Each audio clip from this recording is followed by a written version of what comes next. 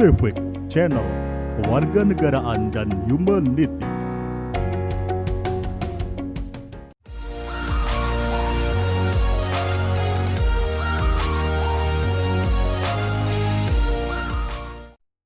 Assalamualaikum warahmatullahi wabarakatuh. Selamat datang di Civic Channel Podcast by Civic Channel Laboratorium PPKN FKIP UNS. Pada kesempatan kali ini, saya Airlangga akan memandu jalannya diskusi online pada kesempatan kali ini. Dan dalam kesempatan yang indah ini kita kedatangan tamu spesial, yaitu dosen pengembang mata kuliah Pendidikan Agama Islam di perguruan tinggi. Selamat datang kepada Bapak Dr. Muhtarom SAG MSI di Civic Channel Podcast, Pak. Ya, terima kasih Mas Erlangga. Bagaimana kabarnya, Pak? Alhamdulillah baik. Semoga Mas Erlangga juga begitu ya, sehat selalu. Jadi di tengah pandemi COVID-19 ini kita berupaya untuk tetap produktif ya, Pak ya. Ya, dalam kondisi apapun, memang Islam itu mengajarkan kepada kita supaya optimis. Tidak boleh putus asa dalam segala kondisi. Wala asumir rahilah, begitu Mas. Ya, jadi janganlah berputus asa kalian terhadap kasih sayang rahmat dari Allah Subhanahu wa taala. Sehingga dalam segala kondisi pun kita harus tetap optimis.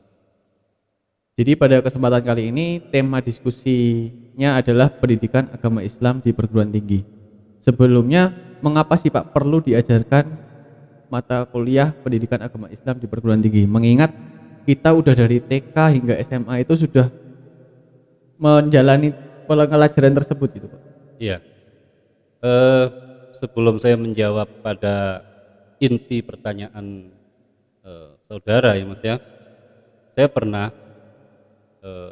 diskusi ya, berbincang-bincang dengan salah seorang dosen juga di UNS ya, dan sekarang menjadi salah seorang pimpinan yang belum ya, bertanya juga kepada saya, Mas, mengapa pendidikan agama Islam masih perlu dipelajarkan atau diajarkan di perguruan tinggi? Toh dari TK, SD, SMP, SMA sudah.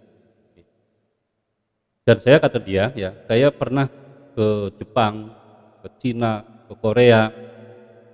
Di perguruan tinggi tidak ada pendidikan agama. Itu ranah privat, kata dia begitu. Sehingga tidak perlu diajarkan. Nah, sekarang saja di Indonesia ketika pendidikan agama ini masih berlangsung, korupsi, kejahatan dan macam-macam katanya itu masih berlanjut. Masih bahkan tingkat kejahatannya tinggi dibanding dengan negara-negara lain. Dia menyatakan begitu. Ya, pada waktu itu kemudian saya sampaikan Mas bahwa pendidikan agama Islam itu sangat perlu disampaikan kepada atau diajarkan kepada masyarakat, ya, warga negara. Yang pertama landasannya adalah karena negara kita adalah negara yang didasarkan pada Pancasila. Ini yang pertama. Di mana sila pertama menyatakan ketuhanan yang Maha Esa. Artinya negara berkewajiban untuk mengenalkan Tuhan kepada warga negaranya. Itu yang pertama. Ya. Kemudian yang kedua, mengapa kemudian pendidikan agama Islam ini harus diberikan kepada mahasiswa juga? Bahwa mahasiswa ini adalah mungkin setelah mereka lulus 5 tahun, 10 tahun lagi mereka adalah para pemimpin bangsa, pemimpin negara. Nah, dengan bekal pendidikan agama ini akan menjadi landasan moral ya, kepada pemimpin-pemimpin negara ini supaya memiliki moralitas yang baik di dalam penyelenggaraan kenegaraannya. Nah, masalah kemudian ada di antara penyelenggara negara itu yang korup dan sebagainya, mungkin ya pengalaman dan juga pengamalan agamanya yang masih kurang. Nah, jika kemudian kita bandingkan dengan Cina, Jepang dan sebagainya, mereka tidak ada ajaran agama tetapi mereka bisa disiplin, bisa jujur gitu ya, dan seterusnya, bahwa orang beragama itu juga merupakan bagian sebuah akulturasi nilai. Nah, mungkin selama ini pembelajaran agama di dalam internalisasi nilai-nilainya itu masih butuh ditingkatkan. Sehingga tidak boleh kemudian sama sekali karena agama ini dianggap belum maksimal menumbuhkan moralitas kepada masyarakat, kemudian dihilangkan sama sekali. Tidak betul begitu. Ya, tidak betul.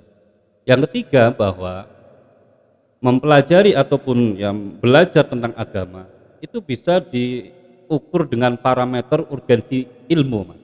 Ya. Yang pertama ya, kita lihat dari objek yang dipelajari. Kira-kira dalam pembelajaran agama itu ada nggak objek yang dipelajari? Ada.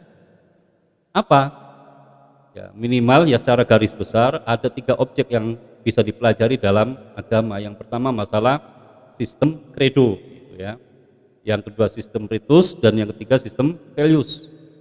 Sistem credo yaitu sistem keyakinan, ya, di mana setiap agama punya satu sistem keyakinan. Nah, Islam juga punya satu sistem keyakinan yaitu terkait dengan masalah akidah. Ya, ada rukun iman, rukun Islam. Ya, rukun iman itu ada 6. Ya, iman kepada Allah sampai kepada iman kepada takdir Allah. Ya, kemudian rukun Islam dari syahadat sampai melaksanakan ibadah haji. Itu satu sistem credo yang harus diyakini, dan saya yakin kalau kita mempelajari, memahami tentang sistem keyakinan dengan baik dan benar, itu akan memperkokoh sistem values-nya, ya, nilainya. Yang kedua, sistem ritus, bahwa setiap agama pasti memiliki satu tata cara beribadah kepada Tuhannya. Nah, dalam Islam juga begitu. Ya. Ada sistem ritus, ya, sistem ibadah yang itu dilaksanakan sebagai bentuk penghambaan diri kepada Allah yang telah menciptakan dan menyatakan diri sebagai hamba yang mencintai kepada Tuhannya. Ini sistem ritus. Ya, kalau dalam Islam kan ada ibadah mahdoh, ghairu mahdoh gitu ya, dalam fikih itu. Yang mahdoh misalnya sholat, puasa, haji, zakat dan sebagainya. Nah, yang ghairu mahdoh ini lingkupnya sangat luas. Jadi misalnya Mas Erlangga gitu ya, belajar dengan baik, niatnya karena Tuhan, niatnya karena Allah, itu juga termasuk ibadah dalam Islam. Menafkahi keluarga, ya, bekerja keras mencari rizki yang halal, itu juga termasuk ibadah. Bahkan senyum kita kepada teman kita, saudara kita, itu juga ibadah. Itu dalam sistem ritus di Islam. Sehingga tidak hanya ya ibadah itu pada aspek-aspek ubudiyah saja, tidak, tetapi dalam muamalah itu juga bisa dianggap sebagai ibadah. Kemudian yang ketiga, objek kajian agama adalah sistem values. Ya, kalau dalam Islam disebut sebagai akhlak. Ada kebiasaan baik, kebiasaan buruk yang kita sebut dengan akhlak. Nah, agama Islam itu juga mengajarkan nilai-nilai tentang tingkah laku dalam kehidupannya. Dalam bentuk hubungan dia dengan Tuhan, hubungan dia dengan sesama manusia, hubungan dia dengan sesama makhluk, ya, kepada hewan, binatang, tumbuh-tumbuhan, kepada gunung, laut dan sebagainya. Islam memberikan nilai akhlak yang luar biasa. Maka itu, ya, ukuran yang pertama ataupun standar yang pertama untuk menjadi parameter apakah agama Islam ini, pendidikan agama Islam itu penting untuk diajarkan atau tidak. Ada objek yang dipelajari. Yang kedua, landasan normatifnya, Mas. Ya, landasan normatifnya yaitu berupa kekuatan dalil, ya, atau metodologinya. Nah, terkait dengan tentang metodologi, ya, maka pembelajaran agama Islam di perguruan tinggi umum dengan perguruan tinggi keagamaan itu berbeda, Mas. Ya, misalnya Mas Erlangga dulu pernah mengikuti mata kuliah agama Islam kan ya? Iya. Oke. Nah, kalau di UNS ya sebagai perguruan tinggi umum, maka pembelajaran agama Islam tujuannya bukan untuk membuat Mas Erlangga itu pakar dan ahli dalam bidang agama, bukan. Berbeda kalau saya yang kuliah di IAIN ya atau di perguruan tinggi agama, memang saya disiapkan untuk menjadi orang yang ahli dalam bidang agama. Nah, maka metodologi atau metode pembelajarannya itu sangat berbeda, ya. Sehingga ketika saya mengajar agama di perguruan tinggi umum, saya kemudian akan menyampaikan pembelajaran yang lebih banyak memberikan alat, bukan pada substansi kajiannya, tetapi pada metodologinya. Karena kalau kemudian saya menyampaikan kajian substansinya, Mas, ya Anda mending kuliah ke perguruan tinggi agama, bukan di PPKN gitu ya, atau di prodi yang lain. Jadi di dalam pembelajaran PAI di perguruan tinggi umum itu perlu kaya dengan prosesnya. Itu yang pertama, ya. Prosesnya. Kemudian mahasiswa itu tidak perlu dibekali materi keagamaan yang banyak, tapi pada materi-materi pokok. Ya, tadi terkait dengan akidah, akhlak, terkait dengan sistem ibadah dan sebagainya, yang pokok-pokoknya saja, ya. Tidak sampai pada pendalaman materi. Sehingga apa? Dosen PAI itu cukup menyuguhkan substansi materi yang paling dasar dan inti-intinya saja. Ya. Adapun pengembangannya itu diserahkan untuk digali oleh mahasiswa secara otodidak. Tapi memang yang bagus adalah selain misalnya Mas Erlangga itu kuliah di prodi tertentu, ya agar memiliki pemahaman agama yang baik misalnya, ya sambil nyantri atau belajar agama di majelis-majelis taklim atau dan sebagainya. Tapi sebenarnya kalau kita sudah punya alat yang baik, maka kita akan mudah untuk bisa belajar agama dengan baik pula. Tapi kalau dalam masalah agama memang kita harus punya pembimbing, ya, harus punya pembimbing. Nah, kemudian tugas utama dosen PAI memberikan keterampilan kepada mahasiswa tentang cara atau pendekatan yang paling tepat untuk memahami dan mengimplementasikan ajaran agama. Ini terkait dengan metodologinya, ya. Nah, bagaimana pendekatannya dalam membelajarkan agama di perguruan tinggi umum? Ya. Di antaranya dengan menggunakan studi kaidah 5 atau yang disebut dengan Qawaid al-Khams. Ya, Qawaid al-Khams. Ini bisa saya lanjutkan atau ada pertanyaan lagi yang lain? Ini Mak, terkait tadi ada objek pendidikan agama Islam, Ya. yang khususnya di bagian yang kredo tentang Ya. keyakinan. Bagaimana sih, apakah ada cara tersendiri? Misalkan kan kita nggak menutup kemungkinan ketika ada mahasiswa yang mungkin berpendapat dia tidak mempercayai adanya agama. Ya. Itu kan kita juga bagaimana sih strategi tersendiri dari dosen pengembang mata kuliah agama Islam khususnya dalam menangkal mahasiswa yang mungkin menganut kepercayaan dia tidak percaya terhadap agama, karena tidak menutup kemungkinan itu bisa terjadi dimanapun. Ya, saya juga pernah mengalami ataupun menjumpai mahasiswa yang punya cara berpikir seperti itu, Mas. Ya. Dia bertanya, Pak, setiap orang kan pasti punya pemahaman yang berbeda, Pak. Bahkan ada yang mengatakan bahwa tidak perlu beragama karena agama itu, ya, dalam ilmu sosiologi ada seorang tokoh Marxis, ya, atau Karl Marx sendiri, ya, mengatakan bahwa agama itu adalah candu, gitu. Ya, bahkan disebutkan God is dead, gitu ya, Tuhan itu telah mati, bahwa agama itu adalah candu dan sebagainya. Dan memang di dalam lingkup kehidupan kita pun ada orang-orang yang tidak percaya kepada Tuhan, yang kita sebut dengan orang-orang yang ateis, gitu ya, orang-orang yang ateis. Nah, saya pernah mendapatkan, ya, menjumpai orang-orang seperti itu atau mahasiswa saya seperti itu, maka saya ajak dialog, ya, saya ajak dialog. Tidak kemudian saya justice bahwa kamu orang ateis tidak perlu hidup di Indonesia dan sebagainya, tapi kita ajak dialog dengan baik, ya, ya dengan logika-logika yang dia pahami. Satu contoh begini, dia mengatakan kepada saya, Pak, apa betul Tuhan itu ada? Kalau Tuhan itu ada, Pak, mengapa masih ada orang miskin? Mengapa peperangan di mana-mana? Mengapa ada penindasan orang yang kuat kepada orang yang lemah dan seterusnya? Dia mengatakan begitu. Kalau ada Tuhan yang katanya Tuhan itu maha kasih, Tuhan itu maha sayang, Tuhan itu maha pemberi rizki dan seterusnya, harusnya tidak ada makhluk-makhluk yang hidupnya sengsara. Dia bilang begitu. Ya. Nah, kalau ada orang tanya gitu, gimana jawabnya, Pak? Saya sendiri juga nggak bisa jawab.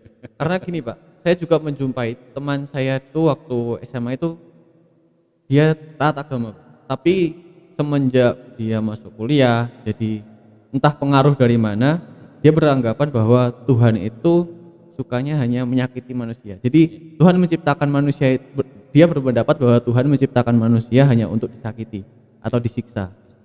Oke, jadi memang begitu. Ada orang yang berpendapat begitu. Ya, saya katakan begini, Mas. Biasanya orang-orang yang seperti itu memang punya pengalaman-pengalaman pribadi, ya, pengalaman-pengalaman keagamaan pribadi yang menyakitkan pada dirinya. Oke, saya lanjutkan yang tadi. Bahwa mengapa ketika Tuhan itu ada, apakah benar Tuhan itu ada? Kalau Tuhan itu ada, mengapa ada orang-orang yang tertindas, makhluk-makhluknya tertindas? Apakah Tuhan kemudian tidak memiliki perhatian dan kasih sayang kepada hamba-hambanya yang tertindas itu? Ya, saya kemudian menjawab begini. Menurut Anda, tukang cukur ada enggak, Mas? Saya bilang begitu. Dia menganggap, ada, nyatanya di mana-mana ada barbershop, gitu ya, ada tukang cukur di pinggir jalan dan sebagainya, gitu ya. Nah, kemudian saya tanya kepada dia, kalau memang ada tukang cukur, mengapa banyak orang yang rambutnya gondrong, jenggotnya lebat? Saya bilang begitu, kumisnya tebal. Kalau ada tukang cukur, seharusnya mereka itu rambutnya tidak gondrong, rapi seperti Mas Erlangga, gitu ya. Kumisnya tidak tebal, jenggotnya harus tertata rapi, harusnya kan begitu kalau ada tukang cukur. Ya, kemudian orang itu mengatakan, ya mungkin orang tersebut Pak itu tidak pernah mendatangi barbershop, tidak pernah mendatangi tukang cukur sehingga mereka kemudian tidak dicukur. Nah, saya kemudian ambil poin itu. Nah itu Mas, orang merasa tidak ada Tuhan, dia merasa tidak ada Tuhan yang harus diyakini dan sebagainya karena dia tidak mendatangi Tuhan. Dia tidak mendatangi Allah Subhanahu wa taala. Ya. Nah, terkait dengan masalah kemudian ada orang yang hidupnya susah dan sebagainya, itu adalah merupakan bagian cara Allah memberikan kasih sayangnya kepada hambanya ya dengan cara memberikan ujian. Dan ingat bahwa ujian itu tidak hanya dalam bentuk hidup yang susah, hidup yang senang pun sebenarnya itu ujian. Nah, ya di dalam Quran misalnya Allah Subhanahu wa taala menyampaikan dalam firman-Nya, "Wa nabluukum bisyarri wal khairi fitnah." Bahwa sungguh aku akan berikan cobaan kepada kalian dalam bentuk kebaikan bil khairi dengan kebaikan, wal syarri dan juga dengan keburukan. Al fitnah itu sebagai ujian. Jadi jangan kemudian pada diri kita bahwa orang yang hidupnya kaya, orang yang jadi artis terkenal, orang yang kemudian punya fasilitas hidup yang banyak itu dianggap bahagia, belum tentu. Belum tentu. Atau orang yang kemudian tidak punya fasilitas apapun hidupnya ya, serba kekurangan dan sebagainya itu dianggap tidak bahagia. Ingat loh, ada satu penelitian yang luar biasa begitu. Banyak orang-orang yang tidak stres malah pada saat kondisi-kondisi perang loh. Tetapi kalau dalam kondisi normal, ya kita lihat banyak kan rumah sakit jiwa itu dihuni oleh orang yang jiwanya terganggu dan sebagainya. Artinya begini Mas, bahwa seringkali cara berpikir kita itu terlalu formalistik. Ya. Yang kita kalau lihat orang yang punya fasilitas hidup banyak itu langsung dianggap orangnya bahagia, tidak punya cobaan, tidak punya ujian. Orang yang hidupnya miskin, susah, kemudian dianggap dia penuh dengan ujian. Tidak begitu. Bahwa tadi saya katakan di dalam Quran bahwa orang-orang yang hidupnya penuh dengan fasilitas, orang kaya saya katakan gitu loh. Orang yang punya jabatannya tinggi, itu juga cobaan yang luar biasa. Apa Pak Jokowi misalnya sebagai presiden kita itu tidak mumet setiap hari? Pasti mumet gitu. Tapi kalau orang yang mungkin tidak punya jabatan apapun malah hidupnya lebih santai. Bahkan nanti ketika di alam yaumul hisab Mas, ya, orang yang miskin itu nggak akan ditanya banyak-banyak itu. Tapi kalau orang yang punya jabatan, punya kedudukan, punya harta yang banyak akan ditanya itu. Ya, punya harta misalnya akan ditanya dua pertanyaan. Dari mana hartamu didapatkan dan untuk apa hartamu digunakan? Nah, itu kan menandakan bahwa belum tentu orang yang punya kedudukan, harta dan sebagainya kemudian hidupnya bahagia, belum tentu. Nah, sebenarnya kebahagiaan itu bisa diukur dengan kondisi suasana kebatinan kita, hati kita sebenarnya itu. Nah itu nanti akan saya jelaskan lebih panjang lebar lagi pada materi yang berikutnya. Mengenai pendidikan agama Islam di perguruan tinggi sendiri itu apakah terdapat landasan normatifnya yang mengatur bagaimana sih pendidikan agama Islam di perguruan tinggi dijalankan? Iya. Betul sekali Mas, jadi mengapa pendidikan agama Islam ini diajarkan di perguruan tinggi? Ada dasarnya, ya, ada dasar. Ini saya kutip ya, di dalam tujuan pendidikan nasional, itu disebutkan bahwa tujuan dari pendidikan nasional itu dalam rangka untuk mengembangkan potensi peserta didik agar menjadi manusia yang beriman, bertakwa pada Tuhan Yang Maha Esa, berakhlak mulia, sehat, berilmu, cakap, kreatif, mandiri, menjadi warga negara yang demokratis serta bertanggung jawab. Ini ada di dalam Undang-Undang ya, Pendidikan Nasional ya, yang ada di Indonesia, yaitu nomor 20 tahun 2003. Nah, kalau kita coba pahami tentang tujuan pendidikan nasional, sebenarnya pendidikan nasional itu bertujuan untuk membentuk warga negara yang beriman, bertakwa dan seterusnya. Artinya iman dan takwa itu menjadi core, ya. Bahkan core of the core, ya, kata para YouTuber itu ya. Core of the core, menjadi inti dari inti pendidikan kita. Ya. Cuma masalahnya kemudian banyak orang beranggapan bahwa pendidikan iman dan takwa itu kemudian hanya disematkan kepada pendidikan agama Islam. Sebenarnya semua mata pelajaran, semua mata kuliah harusnya mengarah kepada membentuk iman dan takwa. Seharusnya begitu, kalau didasarkan pada undang-undang. Maka dengan didasarkan pada undang-undang ini, pendidikan agama Islam itu masih sangat dibutuhkan. Ya. Kemudian yang kedua terkait dengan Undang-Undang Nomor 12 Tahun 2012 bahwa perguruan tinggi itu wajib menyelenggarakan perkuliahan agama, salah satunya ya. Di situ disebutkan ada mata kuliah umum, diantaranya adalah agama. Ya, selain agama ada PPKN, ya, ada kewirausahaan, bahasa Indonesia dan seterusnya. Itu disebutkan secara normatif seperti itu. Sehingga kalau ada orang lain mengatakan tidak perlu dan sebagainya, ya harus menitik pada undang-undang yang dimiliki oleh Indonesia ini. Seringkali kan mungkin pembelajaran pendidikan agama Islam itu terkesan monoton gitu. Jadi mungkin mahasiswa hanya mengikuti 10 menit pertama, setelah itu jadi lesu, kurang menarik gitu, Pak. Adakah metode khusus yang digunakan dalam pembelajaran agama Islam di perguruan tinggi ini agar mahasiswa tertarik untuk mengikuti perkuliahan? Ya, rata-rata yang mengikuti perkuliahan dengan saya biasanya senang, karena memang saya buat santai ya, tidak terlalu serius tetapi mengena. Dan banyak yang saya lakukan untuk bisa menarik ya, dan memotivasi supaya mahasiswa itu mau untuk belajar agama ini.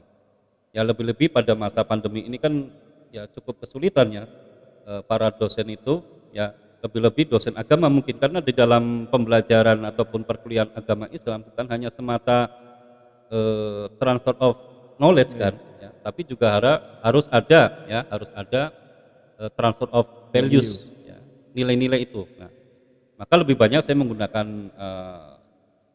pendekatan ataupun metode diskusi ya. Selain itu juga ada metode tugas dengan cara mereka mungkin saya minta untuk wawancara kepada orang yang pakar ya. Kemudian tugas misalnya mencatat khutbah Jumat dan sebagainya begitu. Agar apa? Ada variasi-variasi dalam pembelajaran, bukan semata-mata kemudian dengan ceramah saja begitu. Walaupun sebenarnya bahwa metode ceramah itu tidak jelek kalau yang menyampaikan itu bagus gitu ya. Ya seperti AAG misalnya, ya UAS, ya ada Ustadz Adi Hidayat ataupun kiai-kiai yang lain yang cara menyampaikannya bagus, itu akan mudah diterima dengan baik dan itu membuat daya tarik yang bagus juga untuk para audiensnya. Ya, beberapa waktu lalu saya pernah melihat tayangan talk show Pak di salah satu stasiun televisi, yang mana ada seorang budayawan yang beranggapan bahwa agama itu kan termasuk ke dalam Pancasila, sudah menjadi satu dalam Pancasila, sehingga budayawan tersebut beranggapan bahwa agama bisa menjadi salah satu musuh terbesar Pancasila, karena musuh terbesar diri sendiri kan hanya kita diri sendiri, tapi berarti juga musuh terbesar Pancasila juga bisa agama menjadi musuh terbesar Pancasila, karena agama dan Pancasila sudah menjadi satu. Nah, Bapak sendiri sebagai dosen pengembang mata kuliah agama sekaligus dosen PPKN, bagaimana menyikapi komentar tersebut? Ya, satu sisi nih Mas, mungkin ketika dia mengatakan bahwa agama itu menjadi musuh terbesar Pancasila, harusnya dijelaskan itu pada aspek apa. Sebenarnya bukan agamanya, sebenarnya kalau yang saya paham itu bukan agamanya menjadi musuh Pancasila, tetapi umat beragama. Ketika umat beragama itu memahami agama, yang misalnya Muslim, dia memahami Islam secara sempit, yang kemudian melahirkan satu identitas tersendiri yang dia menyatakan bahwa identitasnya itu yang paling benar. Ini yang kemudian jadi berbahaya. Mengapa? ketika kemudian ada umat beragama, misalnya seorang muslim yang dia satu kelompok dan kelompok itu menyatakan kelompok yang paling benar, kemudian mengkafirkan kelompok yang lain, membid'ahkan kelompok yang lain dan seterusnya, ini akan kemudian melahirkan konflik. Nah, konflik inilah yang kemudian akan menjadi sumber perpecahan di kalangan bangsa. Nah, itu yang mungkin dikatakan sebagai musuh Pancasila. Gitu. Jadi cara memahami agama yang keliru, cara memahami agama yang sempit itulah yang menjadikan dia bertentangan dengan Pancasila, di mana Pancasila adalah merupakan dasar pandangan kehidupan masyarakat Indonesia yang plural, ya, yang multikultural. Artinya semua agama, semua golongan di Indonesia itu diakui keberadaannya. Nah, ketika ada satu golongan umat beragama memahami agama secara sempit seperti itu, yang tadi saya katakan kemudian dia mengkafir-kafirkan kelompok lain, itu yang kemudian bertentangan dengan multikulturalisme itu sendiri. Tetapi kalau agama sendiri, saya meyakini agama itu malah menjadi pupuk yang menyuburkan Pancasila. Karena Pancasila itu lahir ya dari bersumber salah satunya adalah pada agama. Pancasila lahir itu karena bidan-bidan yang melahirkan Pancasila itu adalah mereka para tokoh-tokoh agama. Selain ya saya tidak menafikan kelompok-kelompok yang lain. Nah, kelompok agama ini diantaranya ada kelompok Islam, Kristen, dan seterusnya yang mereka punya andil besar di dalam melahirkan Pancasila dan juga membentuk negara yang disebut dengan Negara Kesatuan Republik Indonesia. Sehingga tidak tepat kalau kemudian agama dikatakan musuh Pancasila. Bahkan saya katakan bahwa agama dengan Pancasila itu satu kesatuan yang bergandengan tangan. Ya, tetapi tidak identik bahwa Pancasila itu adalah agama dan agama itu Pancasila, tidak identik. Karena memang Pancasila dengan agama berbeda. Pancasila ini untuk mengatur kehidupan sosial masyarakat bangsa Indonesia, ya. Sedangkan agama ini mengatur masalah terkait dengan hubungannya manusia dengan Tuhan. Walaupun agama juga dalam Islam mengatur hubungan manusia dengan Tuhan, manusia dengan manusia dan seterusnya. Sehingga kalau kita pahami dari itu tidak ada pertentangan antara agama dengan Pancasila dan tidak perlu dipertentangkan. Mungkin ada closing statement dari Pak Mutarrom. Ya, terima kasih Mas Erlangga. Saya berharap dengan kita mempelajari agama dengan baik, mempelajari agama dengan keyakinan yang lurus, yang benar, itu akan semakin menyuburkan diri kita sebagai makhluk yang harusnya mampu menjaga kesolehan pribadi maupun kesolehan sosial. Kesolehan pribadi ya kebaikan kita, ya, karena hubungan kita dengan Allah sebagai Tuhan kita yang harus kita sembah, yang harus kita ikuti pedomannya, kemudian juga ajarannya. Yang kedua kesolehan sosial, ya kita juga diajarkan oleh Allah, diperintahkan oleh Allah untuk menjaga keselarasan, keharmonisan kehidupan di dalam lingkungan kita manusia. Nah, maka saya seringkali, Mas, menyampaikan kepada audiens saya ataupun jamaah saya ketika saya mengisi khutbah ataupun mengisi pengajian, jangan sampai kita umat beragama, khususnya sebagai muslim, itu menjadi sumber sumber malapetaka gitu ya, sumber konflik, jangan sampai ya. Maka kita harus beragama adalah beragama yang moderat supaya mampu merangkul, menarik banyak pihak ya, agar bisa hidup damai.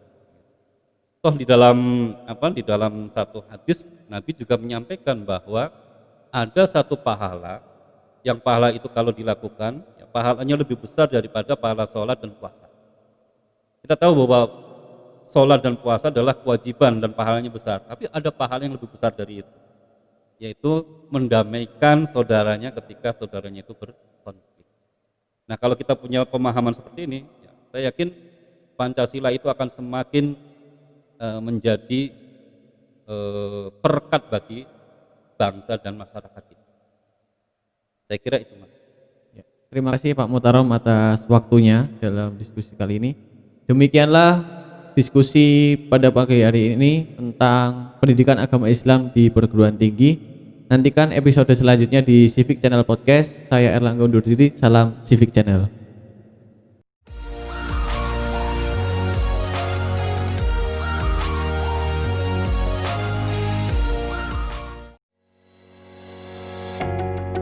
Civic Channel Kewarganegaraan dan Humanity.